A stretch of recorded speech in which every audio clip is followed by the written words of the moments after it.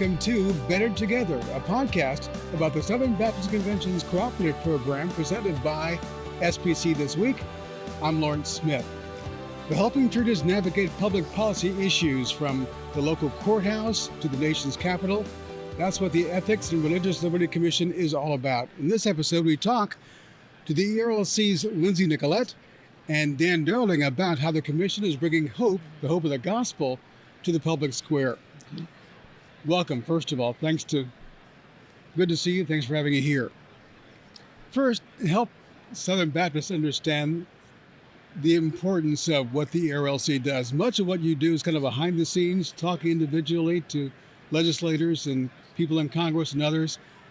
Help Southern Baptists see the importance of what you do and how cooperation plays a role in that.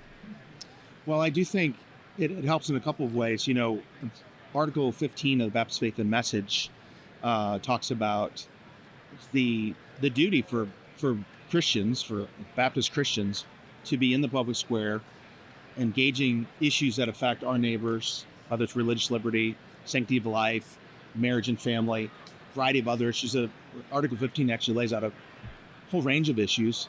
And so a lot of Christians are doing that already in their communities, in their towns, and we have Southern Baptists that run for office or they run for the school board, or even just as concerned people are advocating for various things.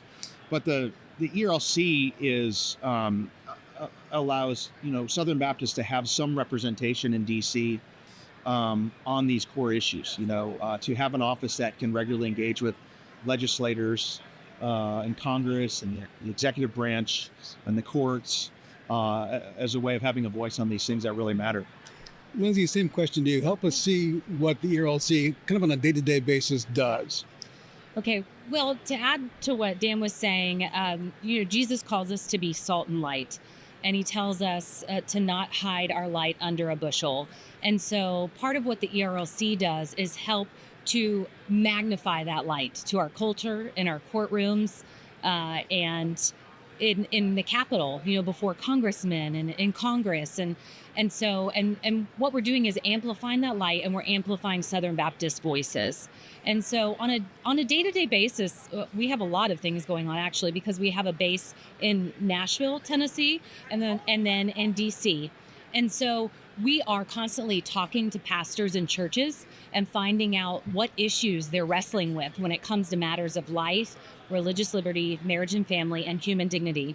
And we're trying to find out how we can best serve our churches in the public square, how we can resource them with theological and practical resources that will help them to disciple their people so that they can faithfully be salt and light, that their gospel mission would not be hindered or compromised.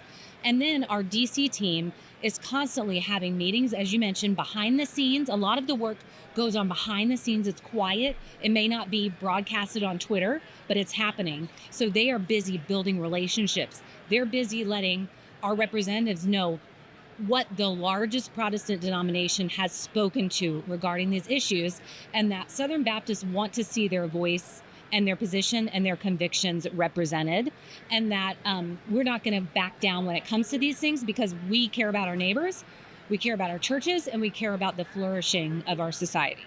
So how does cooperation from the local churches, local Southern Baptist churches, help you accomplish that mission?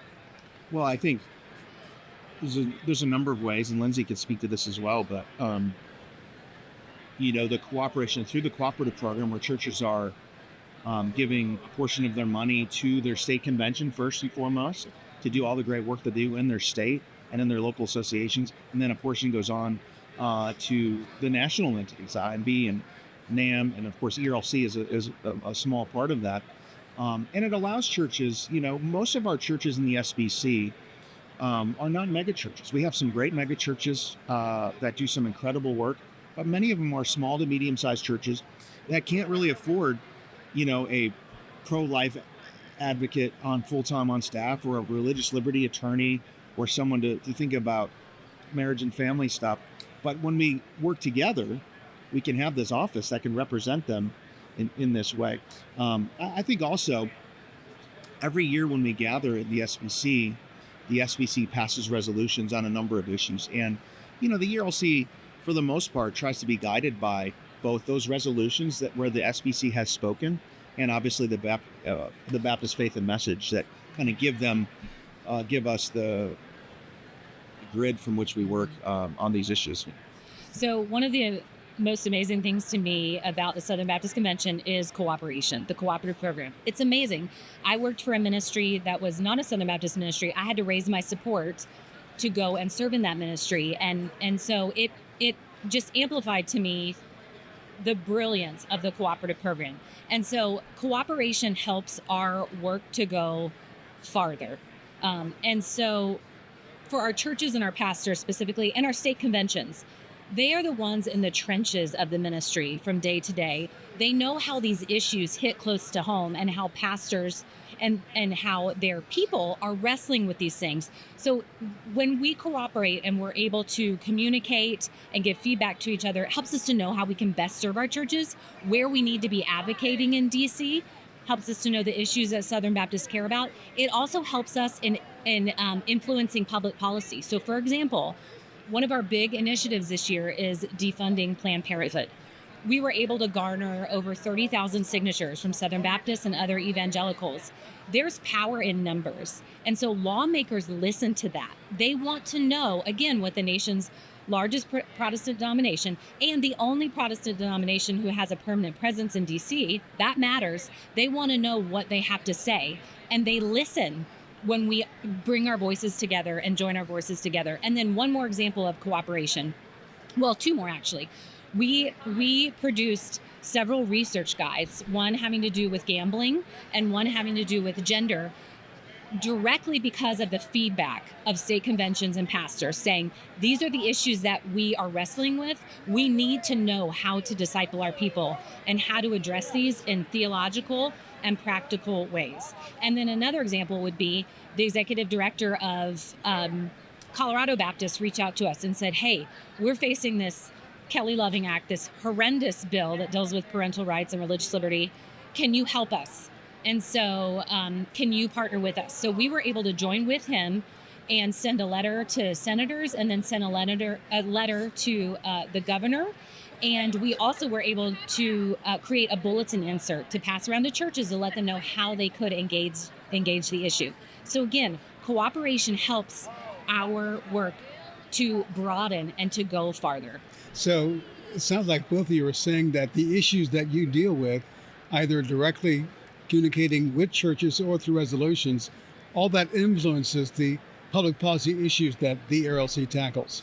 It really does. Absolutely. And one of the unique things about the ERLC, as Lindsay has said, that it is, it's a work of the churches of the SBC.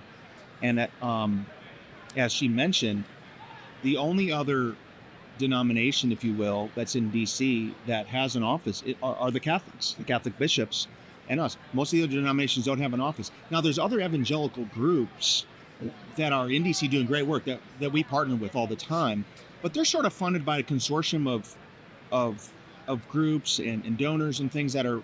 I mean, again, they do really good work, but the ERLC is uniquely accountable to the churches of the SBC. So there's a very specific set of issues, and there's Baptist political theology that guides that really has been the hallmark of Baptist advocacy for, the whole history of the SBC. So when pastors need help on public policy issues, how do they reach out to you? Yeah, I would recommend going to our website, ERLC.com, and then /policy, which has all of our policy initiatives broken out into our 4 different lanes. And then in addition, you can always email us info@erlc.com. That email is monitored and actively monitored, and we will reach back out to you. Or you can feel free to call our office. Well, you mentioned the website, so there are a number of resources on your website. Talk about some of the things that are there. Free resources, absolutely. So our policy centers our policy center highlights life, religious liberty, marriage and family, human dignity, and shows different letters that we've signed on to, shows how we are engaging the different issues. Then we have a resources section. So that has all of our guides you can download for free. We even are excited because we partnered with our friends in Texas, and we have Spanish versions as well. So you can download that. We have explainers that break down some of these complex topics, and that will help you understand how they apply to you and what Southern Baptists have said about these things. You can get our podcast there. So you can just keep up with everything that we're doing. Sounds good. Lindsay, thank you. Dan, thank you. Thank you. You're doing good work. Thank you so much for having us. And thank you. We'll see you next time as we explore all the reasons why Southern Baptists are indeed better together through the Cooperative Program.